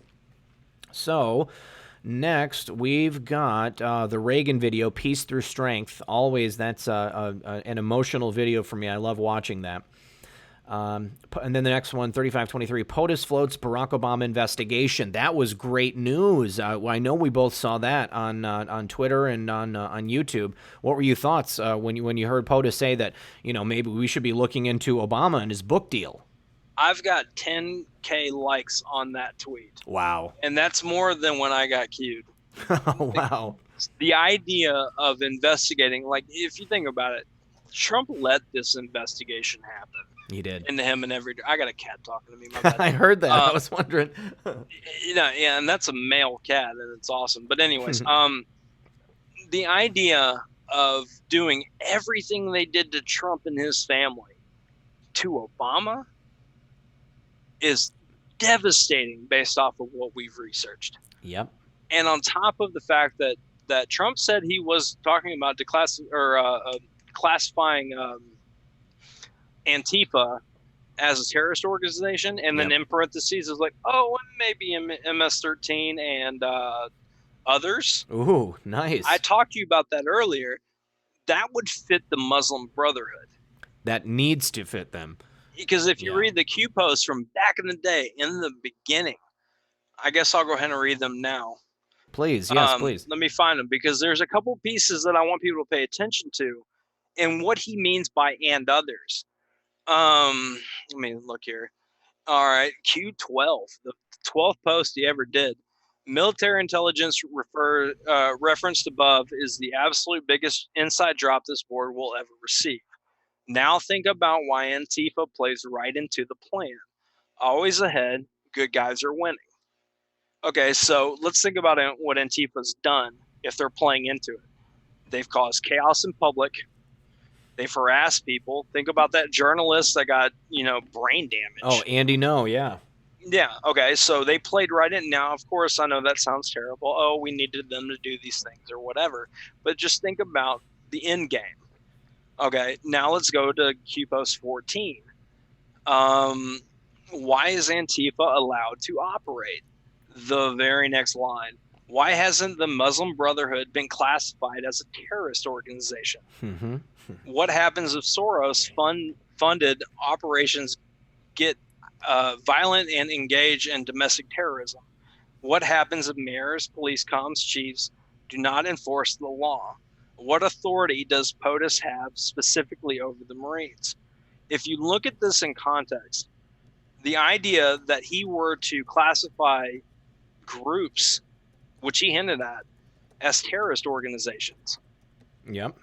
If he gets the Muslim Brotherhood tied into that comfortably with Antifa and MS-13, to where it's kind of under the radar with it, that's Obama, that's Huma Abedin, that's everybody else that we've dug on that has somewhat ties to the Muslim Brotherhood. Yeah, it's a lot of people. It answers itself. Mm-hmm. That would be the answer right there. I mean, there would be nothing that anybody would be able to say because it would be so patently obvious. I mean, these people are in fact terrorists. These people have ties to terrorists. It gives cause for any actions they want to take. Yeah. All right. And then in the next post, reminder that POTUS tweeted a meme asking for trials for treason, or asking when trials for treason will begin. The President of the United States retweeted this graphic. Please reread above. Please reread above again. Nature is unpredictable. A force of nature. That was from the other day. Here it is right here. Now that Russia collusion is a proven lie, when do the trials for treason begin? Gosh, I remember I follow Trump Train, so I actually saw, and of course I follow POTUS, I have notifications on, so I saw him tweet this, and then shortly after I saw Q post it on the board. I mean, what a day. It's crazy how that'll happen. I've had a few people talk to me about, a Q post happening, and they're like, I just put that on Twitter 3 minutes ago. Right. And I made it, and then Q put it up there as a Q post. Mm-hmm. No, this is serious. So, I mean, of course, when we see a Q post, we're like, oh yeah, of course. This needs to happen. We could have it happen by dinner, and be all about it. But who else just got woke up today? Who else just got into the situation that needs to hear this, and they're like, wow, treason trials? Really? Right. So if there's that one part, just like how Trump doesn't want to, kill anybody, if he can save a human life, doesn't matter where they're from, if we can save one more, then it's worth it. Absolutely. I love President Trump for that. I mean, I think he's This whole thing, I mean, people have been like, why isn't it happening? He is giving everyone the opportunity to do the right thing. I mean, he is allowing them to come back to the table, to come back to Jesus, as it were. And there are some people who are just so far gone, it's going to be inevitable. We're not going to be able to save them.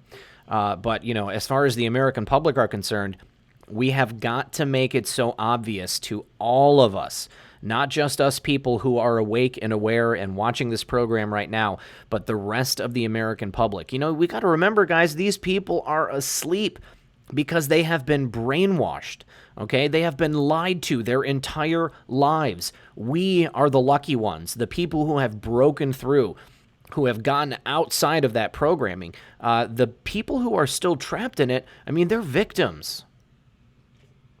Yeah, no, absolutely. I mean, imagine how much time that me and you have, for example, to hop over all these tabs, servers, whatever the case may be, to find these things. And so where we become well aware. Yep. Now imagine if we just did that and shut up about it. Mm-hmm. It just did that. Just wanted to know. No, it takes the butterfly effect of the information to do these things and wake up people. There's people like yourself who've talked to me recently about new people in your lives waking up. Yeah. And it took that long. Now imagine if they were on the other side and then they just went with plan Z. Yeah. How many families would break up? Exactly. How many marriages would break up? Yeah. How many children that are stuck in the middle of that mm-hmm. would have to watch their parents fight over, is Trump a good guy or a bad guy? And it's that sad because we see it. We've been in the 40K view for how long? Yeah. Years. But you have to put yourself in the mindset of the other people, man. You have to understand where these things are coming. Yeah. Well said. And then finally, this last post, let's see, it's a Twitter from James Comey, Twitter status from James Comey. We've got an embedded picture of someone in a field of corn. I would hazard a guess and say that that's probably James Comey, or, well, at least I know that on June 16th, he was in Iowa. He said, "So good to see new growth in Iowa and across the country."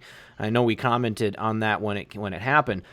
But my friend here messaged me and said, corn takes 60 to 100 days planting to table. That corn is about 2.5 weeks along. Let's call it 17 days. That means that any time after the first week in July, your ass is grass, and we can mow it down and send you to the husker. Whoever your friend is awesome. Yeah, he's a good guy. He says, you didn't know? Before you can make popcorn, you need to dry it out. But before, you must first remove the protective husk from the cob. You're about to be harvested and sent to the corn bin. Those Gitmo memes, is that actually a corn bin for the drying out of the product? Now, James Comey here said today, millions of 2016 Trump voters are not racists. Now those Americans need the strength of character to resolve they will not again vote for somebody who clearly is. It's not about judges or taxes. It's about who we are as a nation. Now, what's interesting is the parallels to what James Comey is saying here and what we were kind of just saying in terms of, helping people to wake up. James Comey is he's trying to come across as this kind of Boy Scout, somebody who's, level-headed and, willing to reach across the aisle. But, in reality, he's just disparaging the president. We all know President Trump is not a racist. Absolutely not. I mean, his diary tweets are ridiculous. Oh, God. If you read the stuff in the pictures, it's like, hey, take a picture of me. It's going to be from the back of my head. And you're going to tell me that it's not intentional for whatever comms he's trying to put out as a failed FBI dude? Yeah. Come on. No. I mean, the stuff he says, you can read it backwards, like on himself. Yeah. And it makes more sense. Yeah. No. Comey's worthless. So then Q in response says, was the corn ripe for harvesting? It is now. And then we've got something in the kill box. So it's a couple of spaces, 93, some more spaces, and then DK. So this came out right before we went on the air. I mean, I haven't had any time to dig into this post. Do you happen to have Q Research pulled up their methods? Like, have you seen anybody posting about it? I just read it for the first time as you were talking about it. Okay. I have no idea. I'm sure that there's some people were decoding the amount of corn on the cob from Devin Nunes earlier. Yeah. I'm very sure someone's going to take that one apart and we're going to figure it out. Excellent. Well, I mean, Q is clearly saying that, somebody's going to get taken down, I think. I think that, in my opinion, this is pointing to the fact that all of these setups that we've had over the last 2 years we're at the point where it's come to fruition, and the dam is about to break. I mean, something is going to happen.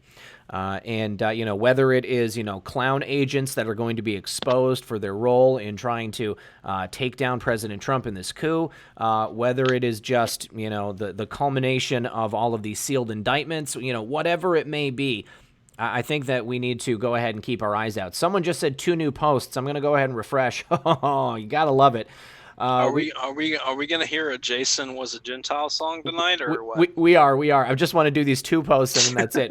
Okay, QAnon spreading in China. Actually, that's pretty cool.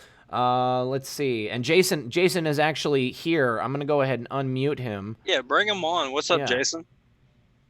Hold on. Method is my hero. How you doing, buddy? Hold on. Let me adjust this screen here so that we can see you on the screen, bud. There we go. Okay. All right. I was awesome. hoping that I was going to get to say what up to Methods, voice to voice. Hey, what's up, Jason? Love your work, man. Great voice.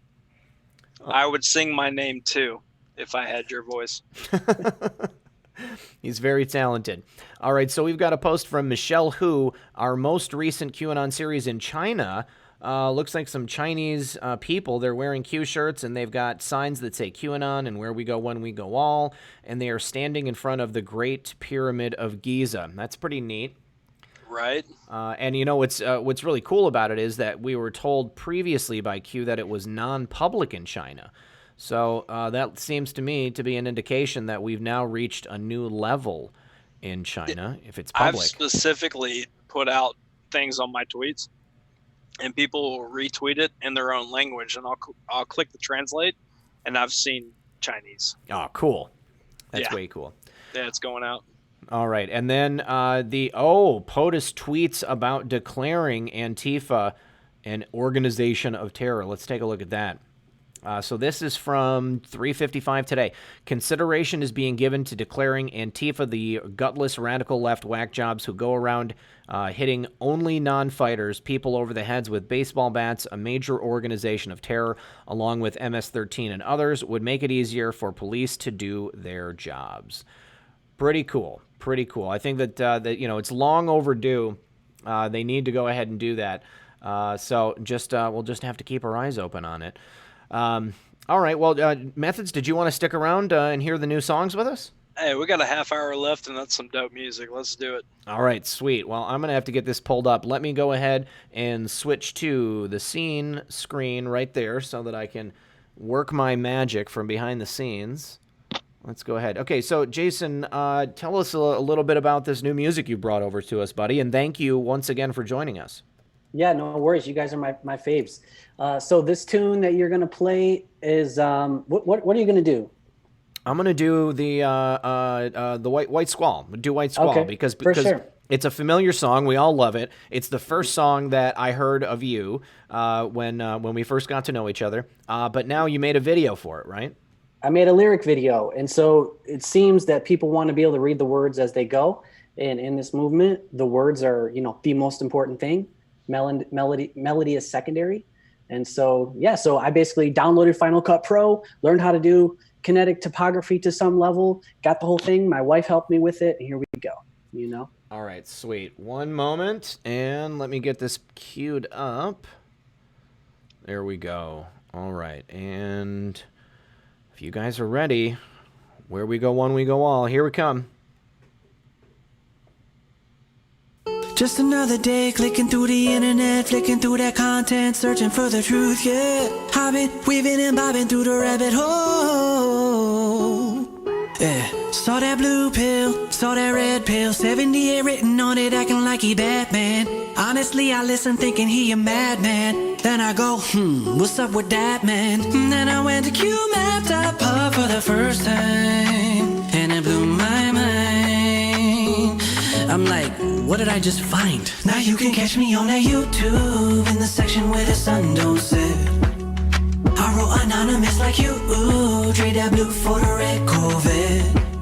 Q is the name, we are the news and the news ain't no game. Did you pick up what I just laid? You can catch me on that YouTube in the section where the sun don't set. Let me hit you with that breakdown. Where we go on we go, where we go on we go, where we go on we go, right through the white squall. Where we go on we go, where we go on we go, where we go on we go, right through the white squall. It ain't just another day, it's an open call. Down with Planned Parenthood, build the border wall. I support the Cheeto cause the maestro got my back. Q plus for 2020, I'm rocking the MAGA head. And then I went to qmap.pub for the 10th time, cause it expands my mind.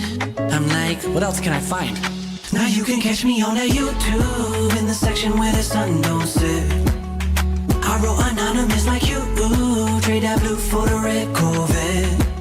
Q is the name, we are the news and the news ain't no game. Did you pick up what I just laid? You can catch me on that YouTube in the section where the sun don't set. Let me hit you with that breakdown. Where we go on we go, where we go on we go, where we go on we go, right through the white squall. Where we go on we go, where we go on we go, where we go on we go, right through the white squall. Now you can catch me on that YouTube in the section where the sun don't set. I wrote anonymous like you, trade that blue for the red Corvette. Q is the name, we are the news and the news ain't no game. Did you pick up what I just laid? You can catch me on that YouTube in the section where the sun don't set.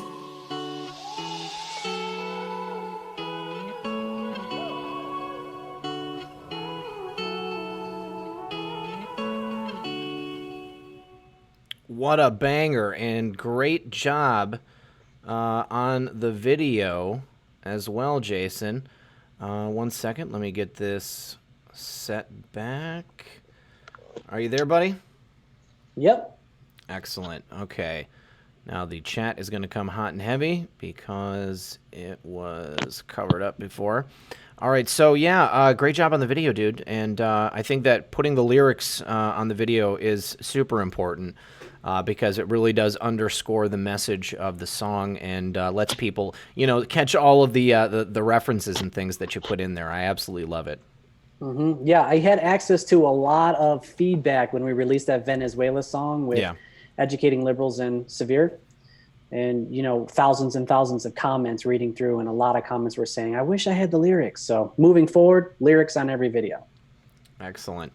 Now, a couple of quick thank yous I need to go through here, guys. Pause and Listen says, do you guys think Trump knows the dangers of 5G? And if so, why is he pushing it? Methods, this is an excellent question, bud, because this is something that's come up on the channel many times. And it's something that I myself, I'm going to admit, I have had my own worries over. I mean, is this something that you've thought of? Man, you're getting into another rabbit hole. Yeah. Another one. I mean, as far as what I see from it, it's obviously something to pay attention to. But getting back to that whole thing about trusting Trump and what he's doing and how he sees things, maybe he's discussing it because other countries are trying to capitalize and be that country for 5G. Yeah. And he's like, hold on a second, let me run this stuff for a second and let me get this figured out. So it's a withholding judgment thing. I don't want to necessarily, go cuss out my microwave for what it's doing. But at the end of the day, it's something that I'm not exactly 100% y'all drop it like flat earth or something. Right. Yeah. I mean, I feel the same way. I mean, I can't have any, super strong opinions on it. I mean, I know the science of 5G and I know, personally, I don't think it's a good thing. But I also know that President Trump is a businessman, and there is a lot of money riding on 5G. And if he just was to come out and like kill it as a technology, think about, you know, the market caps on how many different companies are deeply invested in producing this technology. They would implode. So I think that he's got a lot of things he's got to consider there. You know, I mean, we had that post from Serial Brain 2 talking about, you know, the speculation, or you mean he predicted that President Trump had taken control of the 5G technology. I mean, in terms of taking it away from, you know, the Chinese control, and is going to be able to make it safe. And, you know, the only way that's going to happen is if there is specific regulations put on with regard to, you know, particular bands which are able to be used. And 5G is a huge spectrum. It's a big spectrum of waves and frequencies that can be used. So I you know, again, I'm not privy to all of that behind the scenes stuff that's going on. So I don't know. I definitely think everybody needs to keep a close eye on it, because it does have the possibility of being, you know, pretty dangerous for us and our pets. I have a friend who is involved in the industry, and he said, you know, if this goes through, the first thing that you're going to see is everyone's dogs and cats and pets getting sick. You know, I mean, cancer is something that's on the rise among, you know, pets that you have at home, you know, your dogs, your cats, whatever it is. I had a Labrador retriever back in 2014, Harley. He had developed cancer, and, you know, we lost him to that. It was heartbreaking at the time, you know, but you know, I was told by the vet that, you know, all dogs, if they live long enough, they will develop cancer. Now, whether that's a symptom of, you know, EMF frequency that's going through the air, or, you know, whether it's a symptom of the cheap processed food that, you know, that's produced for dogs nowadays, you know, there's so many different vectors that it could possibly coming from. I don't know. But also, DJ Scratch D's said, ready for to be cut. Bill Clinton, 42nd president. Yeah, we definitely had speculated on that too. Good catch. Chad Hendricks says, keep on keeping on, gentlemen. Thank you very much. Vote Trump 2020 says, thank you very much for that super chat. CWP24 from Twitch. Chinese patriots, we see you, we hear you, you have our support. Where we go one, we go all. I send my love to all the patriots everywhere. Exactly. You know, this is spiritual warfare. This is a global movement now, guys. It is so much bigger than just being Americans, but we each need to have our own individual patriotism when it comes to you know, each of our countries. And the cabal is worldwide. It's everywhere. And then let's see, we've also got Jeffrey Gubala. Thank you for that super chat, Jeffrey. Let's see, Jason, did you see any stories this week that particularly caught your attention, or have you just been, you know, nose deep in the studio? I have been nose deep in the studio, but I'm catching the big ones that I think, you know, like in the Anon community, I guess. So we've been talking about the marks on Epstein's neck a lot in my house. Yeah. And we've been talking a lot about bunk beds in Epstein Island. Mm-hmm. You know, those two in particular. I knew right out the gate that it was a murder attempt.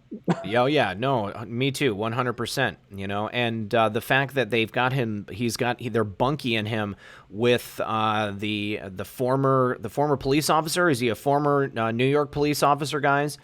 Who he was part of like some type of quadruple homicide. He was like, you know, I guess maybe running drugs, and he stole drugs from some drug dealers and then buried them in his front yard.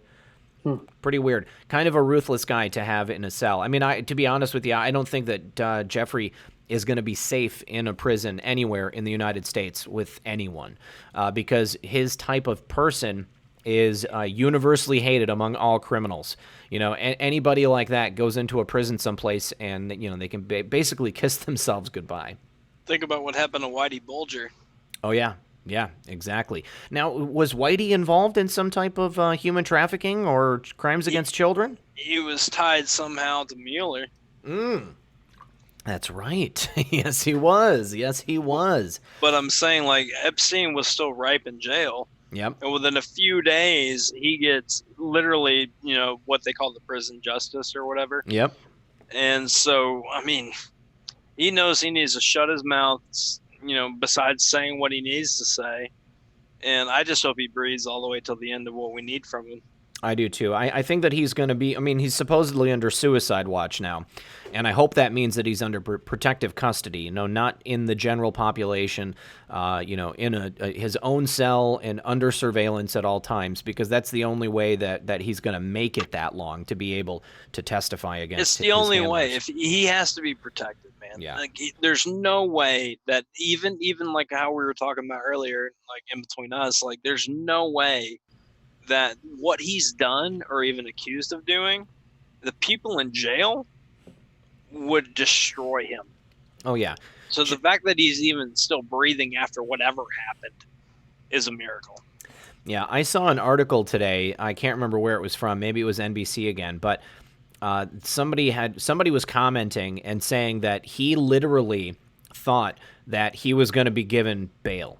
That there was no way that they were going to keep him in prison based upon the way that he was treated previously back in Palm Beach. And I should also mention Palm Beach, that's a criminal investigation now. The investigation into the sheriff's department. They opened up the whole thing into how did he get work release. Yep. Not only did he just get, 14 months or whatever it was? Yep. He got work release. Yep, and then also the sheriff or the woman. There's like a female representative down there in Florida who's openly speaking about this, and apparently she's been threatened.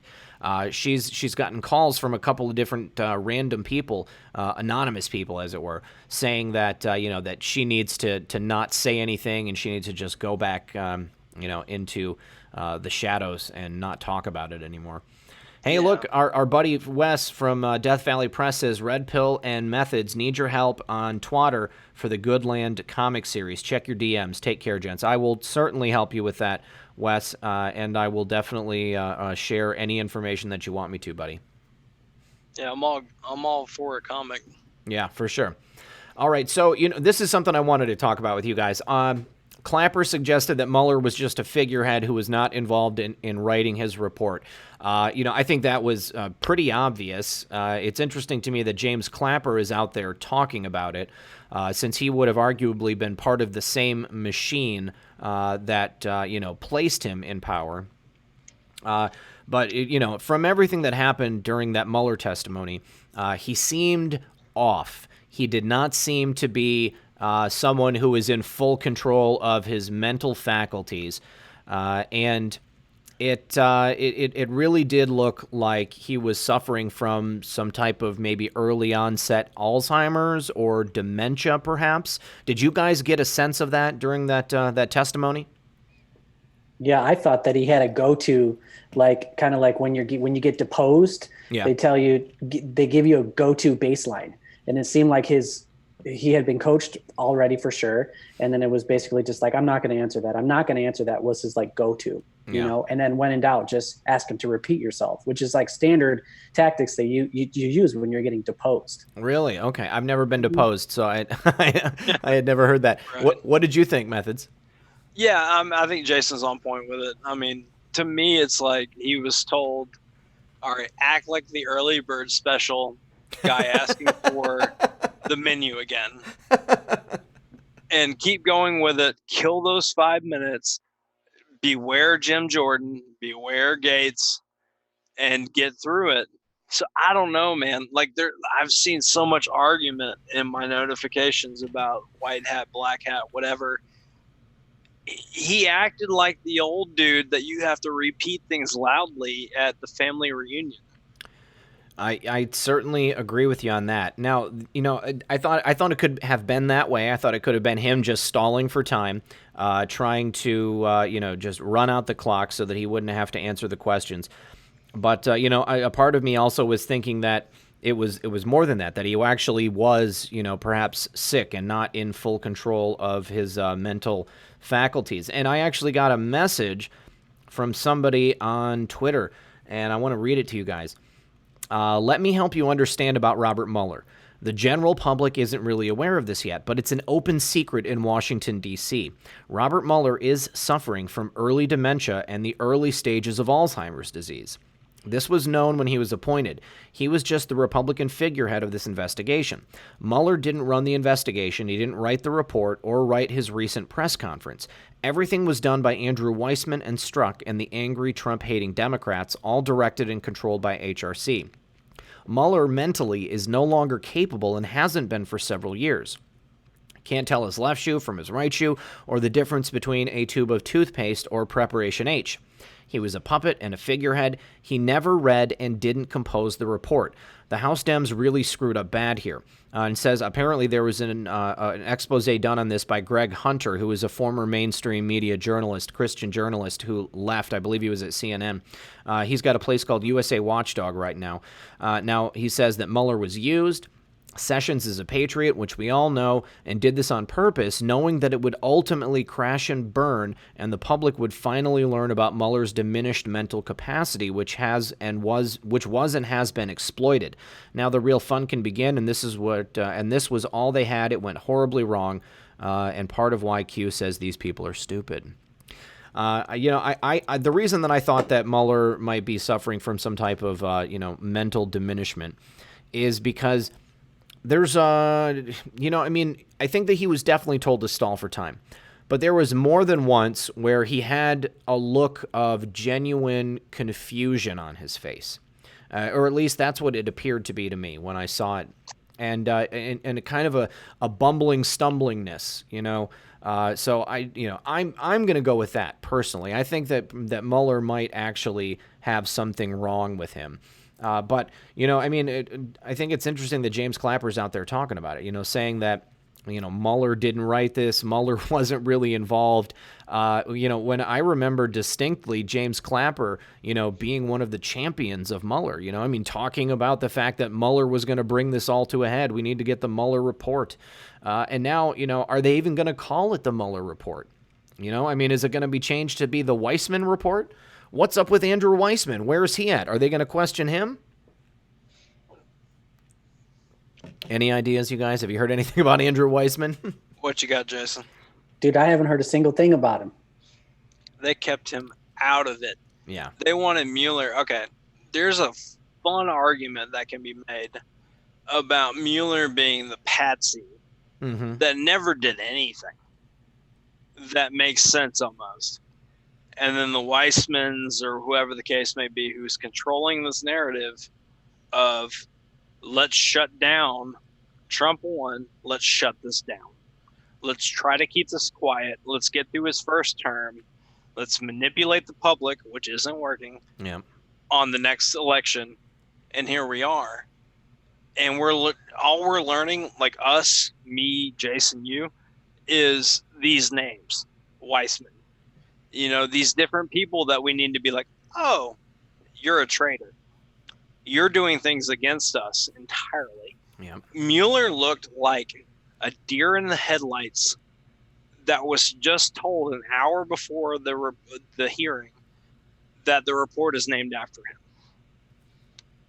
It made no sense. No. You expected him to come in with bombshells that would literally help out the Democratic Party all the way through the election.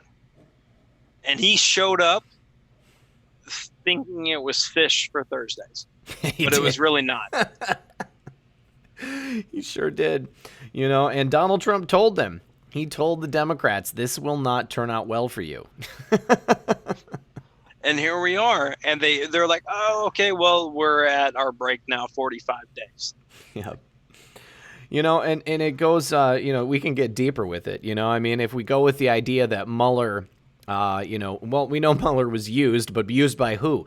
If we go with the idea that Rosenstein knew from the get-go exactly what was going on, and Trump, allowed for this investigation to take place, maybe it happened so that they would be able to build the cases for all of these criminals over the course of this first couple of years, while everyone was kind of distracted looking over here at Mueller and his, quote-unquote investigation.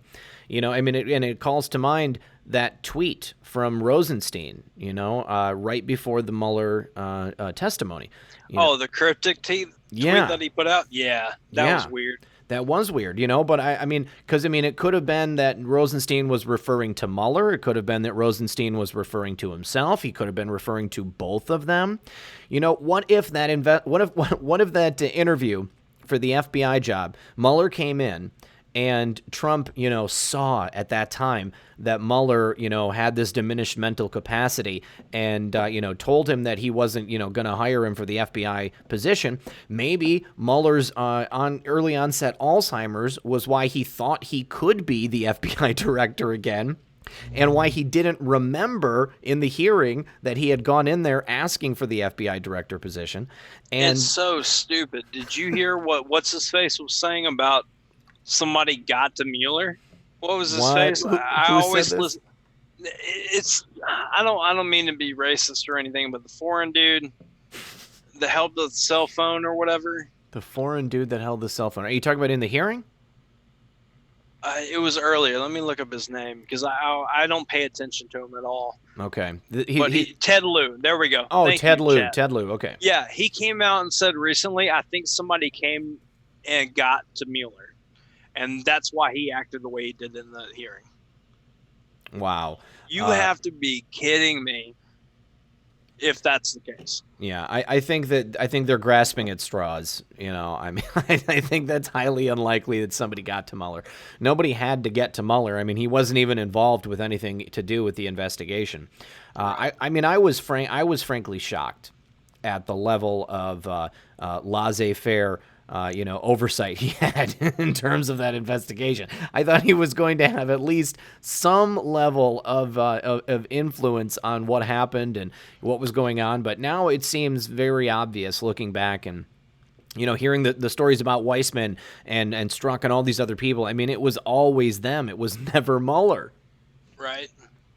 I was expecting something along the lines of Whitaker. Do you remember when Whitaker went up before the panel? That was beautiful. It was the best thing ever. I was expecting something along the lines of that when I tuned into Mueller, but your 5 minutes are up. It was a shocker. That was gold. Yes, Absolutely gold. Yes, he should have gotten a high five and a massage after that. Oh, I bet he did. They all went around. They all went out for beers after that. Had to have been. Well, how about this next one, guys? Durham is investigating those quote-unquote smoking gun recordings of the meetings with Papadopoulos. We had U.S. Attorney John Durham. We all know about John Durham. But there were recordings of George Papadopoulos explicitly stating that he would never work with the Russians, if I'm not mistaken. And let's see, the sources also said so for months there have been speculations that the FBI hid exculpatory information. That's what it was, which were transcripts of the conversations that the former Trump advisor had with at least one government source. And now Durham is going to be zeroing in on those transcripts. The sources also said the review is taking a closer look at the actual start date of the original FBI investigation, which we all know was far earlier than what we were told, and into this fake Trump-Russia collusion. And both components are considered key in the review currently being led by Attorney General Bill Barr and U.S. Attorney for Connecticut John Durham, an effort sure to draw more attention in the coming weeks and months now that Mueller's testimony is in the rear view. The recordings, I think they'll be even more important now that we've seen just how ineffective Mueller was and how little information he had when it came down to it. But the recordings in question pertain to conversations between government sources and Papadopoulos. They were memorialized in transcripts. One source told Fox News that Barr and Durham are reviewing why the material was left out of applications to surveil another former Trump campaign aide, Carter Page. Well, I mean, I think that question answers itself. They left out the exculpatory information stating that Papadopoulos would not be working with the Russians or, would never do anything like that because that would be treasonous, is because they already had little to no information giving them any kind of a basis to get a warrant on Page. Page had previously been an informant for both the clowns and the FBI. And the fact that they're using these two congruent investigations to get these FISA warrants and try to paint President Trump and these people as Russian agents. They clearly had nothing. And again, they thought they were going to get away with it. So they were like, well, it's no big deal. We'll fudge the FISA again. We've done it before. Not a problem. We just had another super chat come through. Actually, two. Stealth Bomber said, look at all the Trump accomplishments while the Mueller distraction was going on. Yeah, I mean, there was a couple of different things. President Trump also reached an agreement with Guatemala, you guys, on the asylum thing. Did you hear about that? Yeah. Yes. Yeah, that's a great plan. You got to go ahead and apply for asylum in your own country before you make the trek. Right. Any country you go through. If you go to some other country, and Mexico said, that they are, now Mexico is signed on and they are considered a safe haven country. But there was something specific, actually, a different arrangement that President Trump came to with Guatemala specifically. We don't actually have time to get into that. We're looking at 10:53 right now, so we're going to have to go and listen to the new song from Jason Was a Gentile, you guys. Why are we talking about news when we have a Jason song? Tell us, Jason. What's going on? Yeah, what is Shut this your song? mouth, play the song. I think just to chime in on that, I think that I consider people like Methods and Red Pill my news source, my actual news source. And it's such a joy. I think a lot of people in the chat are enjoying this as much as me. It's been such a blast to listen to you guys go back and forth about current events. Yeah, thanks, man. And it's just been a freaking blast. I feel like I'm sitting in the living room with two guys who are really able to articulate this in a way that, not many people that I know are. You know what I'm saying? It's just a joy. It's a freaking joy. I love it. Well, good job. It's my pleasure to be here with you both as well, and everybody in the chat. The exact same thing. The level of blushing I have right now is incredible. Flattery Jason, will get you everywhere, right? I'm going to cash this in forever. You'll keep doing it. And you'll have this show immortalized in a hard copy, too, Methods. I'll make sure you get a copy of it. Forever. I'm going to listen to it when I wake up. All right. So tell us the name of the song and give us the setup. Yeah, so this is called 45 is in the White House. It's a bit more aggressive. It's not in D major like a lot of the other tropical beats that I've been doing. And this expresses a little bit more angst, like throw the red hat on and get in there and exercise your right to free speech. And I think this is part of an expression that we all feel is that, when we get together and there's Democrats there too, out in the world, outside of your home, and you're wanting to talk about conservatism, people want to beat you up. That's right. And they want to silence you. So that's a lot about what this song is about. All right, awesome. And Sandy Zeiss said, I actually felt that Mueller was making his own act of contrition. Well, that's very possible, too. All right, well, without further ado, let's get to the song 45 is in the White House. People want to try to keep me from a free speech. People want to try to keep me from a free speech. So I rock a red hat through the blue mob. So I rock a red hat through the blue mob. People want to try to keep me from a free speech. People want to try to keep me from a free speech. So I rock a red hat through the blue mob. So I rock a red hat through the blue mob. 45 is in the White House. So my embassy is in Jerusalem. 45 is in the White House. So my economy is going boom boom. 45 is in the White House. I got my people back from Kim Jong-un, yeah. 45 is in the White House. And I like it. People wanna try to keep me from a free speech. People wanna try to keep me from a free speech. So I rock a red hat through the blue mob. So I rock a red hat through the blue mob. People wanna try to keep me from a free speech.